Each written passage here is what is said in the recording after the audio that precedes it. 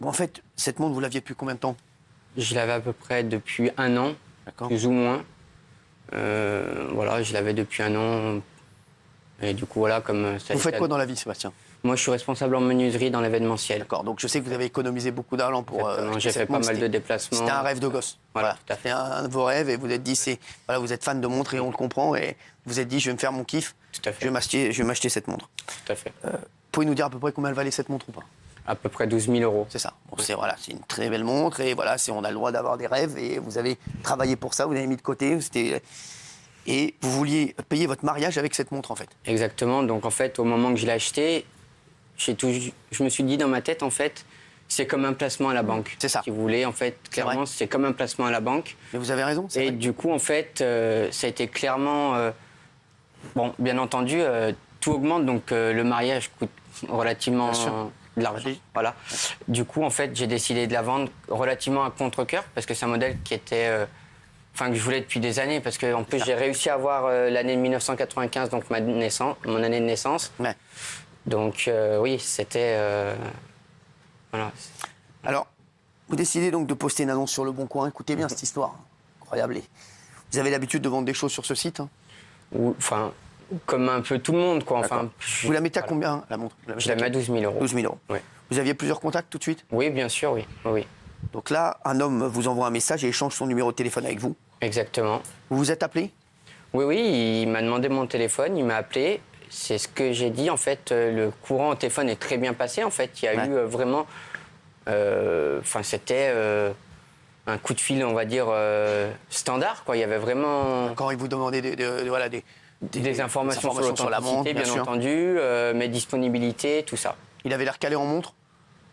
Il s'y connaissait quand même un petit peu. Il pose beaucoup de questions sur la montre. Normal, c'est normal, c'est une montre à 12 000 euros. Voilà. Aussi, on se dit, tout à fait. Il faut être en confiance. Vous convenez d'un rendez-vous.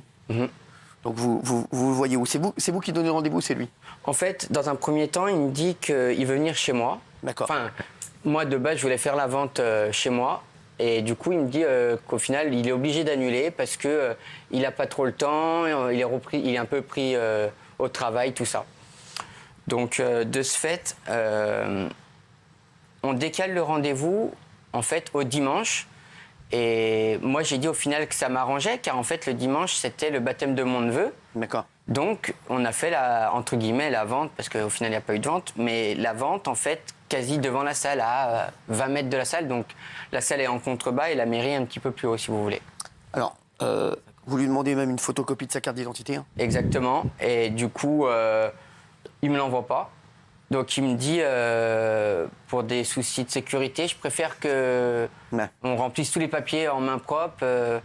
En fait, c'est un gage pour lui comme pour moi, quoi. D'accord. Donc, premier rendez-vous annulé? Voilà. Pourquoi? Il dit qu'il est pris par le travail. Deuxième rendez-vous, c'est donc dimanche dernier. Vous lui donnez, comme vous l'avez dit, rendez-vous sur la place de la mairie, dans un village en Isère qui compte environ 2000 habitants. Vous vouliez absolument le rencontrer dans un lieu public. Il y avait des gens autour ou pas? Oui, après, c'est un petit village, vous savez, c'est très... moi, je me suis senti en sécurité, vu qu'il y avait quand même du monde avec moi. Je me suis dit, voilà... j'aurais jamais pensé à ça. Honnêtement, j'ai peut-être été bête de pas... Vous allez nous raconter ce qui s'est passé après, vous allez voir. Mais du coup, en fait, oui, je m'attendais pas... Pour moi, j'avais pris mes précautions en disant à mon père de venir et à mon beau-frère. Et après, sous un concours de circonstances, il a dû rentrer. Mais voilà. Donc c'est le baptême de votre petit-neveu, comme vous nous le dites. Vous quittez l'événement juste pour la vente. Vous vous rendez à la vente donc avec votre père. Et votre beau-frère a dû partir, c'est ça? Voilà, mon beau-frère, en fait, moi je dis tout de suite, mon beau-frère il vient, mon père il vient. Comme ça, j'ai dit, j'avais essayé de prendre un minimum de garantie parce que voilà, il y avait quand même relativement... il y a 12 000 euros, voilà. C'est une énorme somme. C'est un truc de fou, c'est une grosse transaction. Tout à fait. Donc, vous y allez finalement avec votre papa, qui est avec nous. Exactement. Là, l'acheteur arrive. Donc, voilà. Vous le voyez, il arrive tout seul? Oui, en fait... Quand il nous appelle, nous on sort de la salle, il est déjà sur place si vous voulez. Il dit qu'il est à côté d'un Nissan Juke noir, sauf que ce n'était pas du tout son véhicule, sauf que ça en fait on s'en est pas rendu compte sur le fait, quoi. D'accord. Donc on arrive, du coup je le salue, jusqu'à là on va dire que tout se passe bien. Donc par la suite, il vérifie quand même que ça soit bien authentique, il vérifie tous les numéros, comme quoi, en fait, elle était... Là, il est tout seul, vous êtes Voilà, à côté il était tout seul. Vous êtes à côté de sa voiture, vous êtes... En fait, on s'était mis vraiment à la mairie sur le petit rebord. Enfin, il y avait une petite rebord pour... Il y avait beaucoup de monde autour, à part votre papa, ou pas du tout? Après, il y avait des passants, mais sans plus... voilà, après, comme je vous ai dit, c'est un petit village de dimanche, il n'y avait pas non plus foule, quoi. Donc là, il regarde la montre, bien sûr. Voilà. Il regarde le certificat d'authenticité. Tout à fait. Il regarde si la montre est dans bon état Voilà, ou il pas. regarde si la boîte correspond bien, enfin tout, vraiment, il regarde tout, quoi. Vous aviez convenu du prix, Oui. donc 12 000 euros. Non, il avait négocié un peu, lui, il avait négocié à 11 200. D'accord, 11 200. Voilà. D'accord. Et il devait payer comment, en cash? Il devait me faire un virement instantané et de 10 000 euros et 1 200 euros en cash. D'accord. Voilà. Donc lui avait mon RIB avant. Donc là, il est intéressé par la montre. Hein. Oui. Oui, direct, il me dit très bien, oui, elle est vraiment belle, tout ça, je vous la prends. Là, au dernier moment, il vous demande de voir une dernière fois la boîte. Voilà, il me dit, je pourrais voir juste la boîte, parce que vous savez, en fait, il y a un numéro derrière la boîte pour vérifier. D'accord. Et il la prend, il regarde, il dit, bon, très bien, on va faire la vente, je vais chercher l'argent dans ma voiture. Et il n'a pas le temps de dire ça, qu'il part en courant. Il part en courant avec la boîte. Montre. Voilà. D'accord. Il part, donc en fait, la boîte, il y avait tout... il y avait tous les papiers, la boîte, la surboîte, c'était vraiment... il est Donc parti il y a la garantie, il y a tout. Quoi. Tout. Donc, il s'en va avec la boîte, vous réagissez comment? Le réflexe, c'est je cours. Ah oui. Et je dis à mon père, il se barre avec. Ah oui. Le réflexe, c'est Bien du sûr. coup, je cours après lui, clairement. C'est normal. Voilà, le réflexe que j'ai eu. Donc vous mettez tout seul à le poursuivre ou votre papa vient Mon avec père suit aussi. Bien sûr. Voilà, mon père suit aussi. Donc là, vous arrivez à le rattraper? Oui, mais enfin, on a peiné parce qu'en fait, il a couru à fond, vraiment, peut-être pendant 500 mètres. D'accord. Et en fait, dans ma tête, j'ai dit, sur le long terme, je vais l'avoir.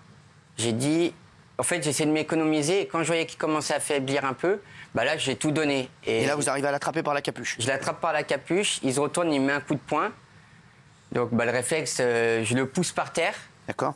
Et du coup, entre-temps, le complice, parce qu'il y avait, un complice, voilà, il y avait un complice qui était peut-être, on va dire, 100 mètres devant, qui était assis sur un banc. Mais ça, en fait, quand il est parti, il a crié. Et il est parti, en fait, en ouvreur un petit peu. On l'avait pas vu avant. Sur le coup, en fait, on l'a pas vu. Donc vous n'aviez pas vu qu'ils étaient deux? Une personne lambda qui ça. était dans la rue, quoi. Donc là, il y a une deuxième personne qui arrive. Voilà. Et du coup, donc, j'ai juste le temps de me relever. Et là, donc, je reçois un coup de batte de baseball en pleine tête. Donc là, c'est l'autre... L'autre complice. Entre-temps, la personne m'a quand même mis plusieurs coups de poing au visage. Donc là, en fait, je reçois le coup de batte en pleine tête. Donc, je vous cache pas que ça fait très mal déjà. Et que, je suis pas tombé KO tout de suite. Enfin, j'ai eu une grosse douleur, donc je me suis mis en boule. C'est un choc, oui. Voilà. Ouais. Et là, en fait, ils se sont parlé, ils ont dit achève-le, achève-le. Et là, ils m'ont mis plein de coups de pied, visage, abdomen.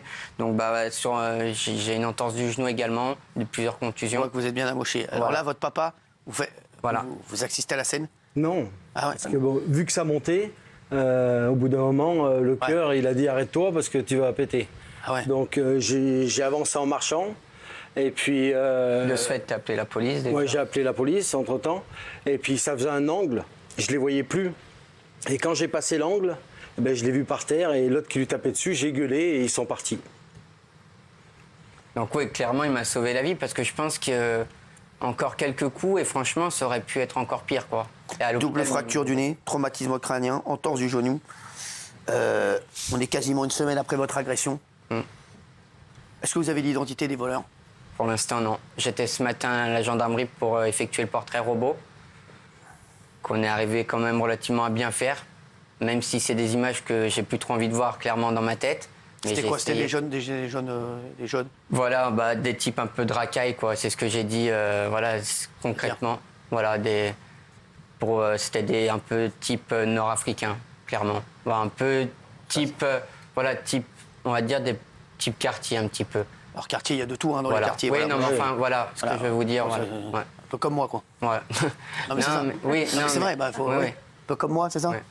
Plus moi que Guillaume. Voilà. Non, mais après, on va pas demander une description ici, on n'est pas là pour faire un portrait robot. Juste, vous les reconnaîtriez si vous les revoyez. Tout à fait. Ah oui, je vous assure que oui. Oui. Aujourd'hui... je reconnaîtrais... celui qui m'a mis le coup de batte, ça allait vite. Je ne l'ai pas vu que lui, il a toujours été loin devant. Et lui, je ne le reconnaîtrais pas parce que j'ai pas...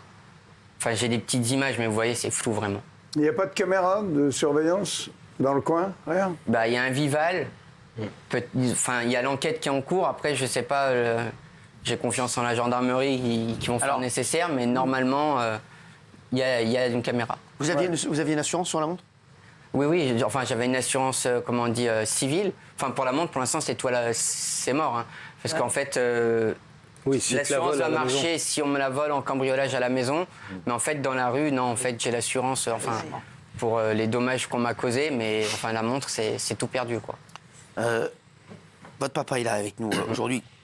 Aujourd'hui, c'est vrai que un papa, quand vous avez vu votre fils à terre, en train de se faire taper avec une batte de baseball, ça a dû être une image, mais terrible. Oui, j'ai eu peur. J'ai dit, il va le tuer. Ouais.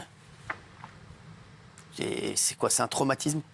Oui, ça choque, quoi. Surtout qu'après, donc je suis allé vers lui et il était KO, quoi. Donc après, on a vite appelé les pompiers. Aujourd'hui, je sais que ce qui vous a étonné, c'est de vous faire agresser dans un petit village. Exactement. J'aurais jamais pensé. Mais vous pensez que c'est des gens qui viennent d'ailleurs, qui sont venus, qui c'est un réseau, parce que c'est vrai que les montres en ce moment de luxe, c'est devenu incroyable. Hein. Ça veut dire qu'il y a très peu de gens maintenant qui mettent des montres de luxe. C'est vrai que il y a vraiment des réseaux qui tournent et qui volent à l'arraché, ou bien qui suivent des gens, ou qui viennent directement même chez vous. Et c'est vrai que là, d'avoir mis la montre sur le bon coin, peut-être que c'est un réseau et des personnes qui sont venues, qui viennent d'ailleurs. Pour moi, non, c'était pas des personnes de très très loin. Ah oui. Au minimum, au plus loin que c'était Rhône-Alpes, mais pour moi, ça reste entre Isère et Rhône. Pour moi, c'était pas vraiment. Ils connaissaient très bien la région. Aujourd'hui, vous avez surtout, tous les deux, vous dites, vous avez un coup de gueule contre l'insécurité. Exactement, parce que, en fait, l'insécurité, on sait qu'elle est présente, mais en fait, je me serais jamais douté. Enfin, non, on s'en rend compte, mais ce que je veux dire, c'est que même dans les petits villages, il y a de l'insécurité. Donc des fois, j'entends des ministres dire c'est un sentiment d'insécurité, mais concrètement, non. Enfin, c'est une réalité. La preuve, demain, je vais me faire opérer du nez parce qu'on m'a fracassé à coups de batte de baseball, quoi. Concrètement. Enfin, c'est... Moi, voilà, voilà. Comme j'ai dit, moi, enfin, venir à la télé, concrètement, je m'en fous. C'était pas le but. Moi, le but, c'était de financer mon mariage. Maintenant, je me retrouve... Voilà, donc, enfin, voilà. Combien coûtait ce mariage, alors? Comment ça va coûter? À peu près dans les 20 000 euros. C'est ça, donc la montre, elle finançait une grosse partie du mariage. Fabrice, vous êtes le père de Sébastien, si vous nous rejoignez. Sébastien qui a été victime d'une agression et d'un vol, et on lui a volé sa montre. Aujourd'hui, vous, est-ce que, comme Sébastien, vous dites, aujourd'hui, c'est pas possible de vivre des choses comme ça? Oui, c'est compliqué. C'est compliqué, surtout, pour moi, c'est pas des gens qui étaient... Ils n'étaient pas organisés. C'est ça. Ils ont couru après dans l'herbe, dans la forêt, ils n'avaient même pas de voiture, rien. Donc c'est bizarre, quoi. Ils sont partis après, ils ont pris une voiture après quand ils sont... Non. On n'arrive pas à savoir parce que pareil, tous les gens qu'on a voulu arrêter, il n'y a pas grand monde, enfin il n'y a quasi personne qui a... S'il n'y a qu'une voiture, le couple avec les deux enfants, il m'a dit je vais essayer de les... Mais tous les autres, personne ne les a retrouvés? Non. Et personne n'a voulu s'arrêter pour nous emmener en voiture, tout ça. Des voitures sont passées, j'étais KO par terre, ils ne se sont pas arrêtés. Hein. Personne s'est arrêté pour vous? Bah non.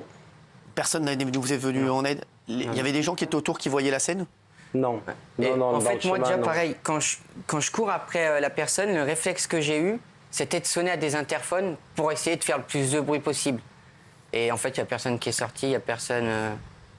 Ouais. Concrètement, oui, on m'a laissé... Voilà. Aujourd'hui, c'est un traumatisme pour vous, bien sûr. Bah, oui, ça met un gros coup. Vous avez peur aujourd'hui? Vous êtes... Le seul souhait que j'ai, en fait, c'est de revoir mes enfants. C'est le seul souhait. Voilà. Parce que concrètement, quand vous avez eu peur, vous vous êtes dit, je vais... En fait, quand ils ont dit achève-le, j'ai pensé à mes enfants, j'ai dit je peux pas en rester là, c'est impossible. J'ai dit concrètement, je peux pas. L'enquête, on est où? Ça avance l'enquête ou pas? Sans donner d'informations, bien entendu. En fait, ils sont très vagues. Il y a tourné ce matin à la gendarmerie, là. On a fait le portrait, maintenant ça va faire... J'ai confiance en la gendarmerie. Hein. Bien sûr, il faut faire... Pleinement confiance. Moi, ce que je veux juste, c'est qu'ils arrivent à les attraper. Et surtout, je sais que la gendarmerie auront la possibilité de les attraper. Après, la justice, est-ce qu'elle fera son travail?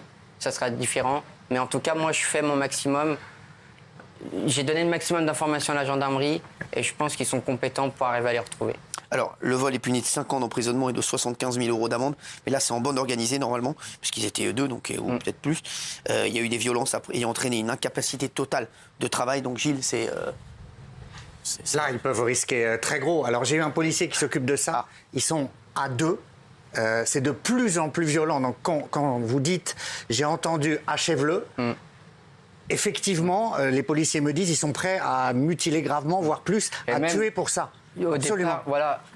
Bon, j'avais aussi donné une interview pour CNews, enfin une interview, et qu'ils l'ont pas dit, mais clairement aussi, les premiers mots qu'il a dit, c'était plante-le, plante-le. Ouais. Et c'est pour ça que moi, en fait, quand je me réveille dans le SAMU, j'ai une douleur à l'abdomen. Pour moi, il m'avait planté, concrètement. J'ai dit, je me suis fait planter pour une montre. Et donc, en fait, la tactique, c'est d'être à deux. Le premier n'est pas connu, celui qui vole n'est pas connu des services de police. Donc après, c'est très difficile de l'identifier, même avec votre portrait robot. Ouais. Et le deuxième, le complice en général, est un malfrat plus expérimenté qui va taper et être un recours. Mais je n'en doute pas sur... Ouais, voilà, donc c'est d'une violence terrible et ça explose en ce moment bijoux et montres en France. C'est ça. Sur les... Mathieu, je sais que toi, tu disais à la dernière fois que toi, tu mets plus de monde, c'est fini. Mais plus du tout, et je crois plus personne. Moi, j'en ai plus qu'une. Elle est même pas chez moi. Elle est à la banque dans un coffre. Bon, bah, tant mieux, c'est de prendre la valeur, mais je peux plus rien en faire. Alors que c'est effectivement, comme monsieur, moi je suis passionné de ça, d'horlogerie, donc c'était un plaisir de gamin et tout ça. Bon, voilà, c'est impossible. Après, effectivement, ce que disait Gilles tout à l'heure, évidemment, à Paris, c'est extrêmement répandu, plus personne n'y touche. Et la police m'a dit la même chose exactement. Elle m'a dit aujourd'hui, avant on frappait quelqu'un, on sortait quelqu'un, on le frappait. Maintenant, on ne frappe plus quelqu'un, on le tue. Ouais. Non, mais je sais très bien, cet été, j'étais sur la Côte d'Azur. À Nice, je la mettais pas parce que je savais que Nice, Cannes, c'était des lieux où, enfin, j'avais pris mes précautions sur ça, mais j'aurais jamais pensé, voilà, comme vous avez dit, c'était combien, 2000 habitants, la commune. Bien sûr, c'est vraiment, enfin, c'est... Et la police dit aussi ne mettez pas de fausses, du coup, dans Paris, pour faire semblant, parce qu'ils y connaissent rien et ils vous tapent autant. Hein. Sébastien et Fabrice, on espère en tout cas qu'on va retrouver vos agresseurs et que vous allez pouvoir vous marier quand même. Ouais. En tout cas, ça va être compliqué, mais on va faire au mieux. Ouais. On va essayer de voir ça. On va essayer de vous aider aussi pour le mariage. On va voir si on ne peut pas vous trouver des partenaires pour vous aider sur le mariage. Ça serait pas mal. C'est pourquoi le mariage? Le 1er juillet. Bon, on a le temps, on va s'organiser, on va le faire ce mariage. T'inquiète pas, on va le faire, d'accord? On va vous aider là-dessus. Merci à vous deux. Très bien.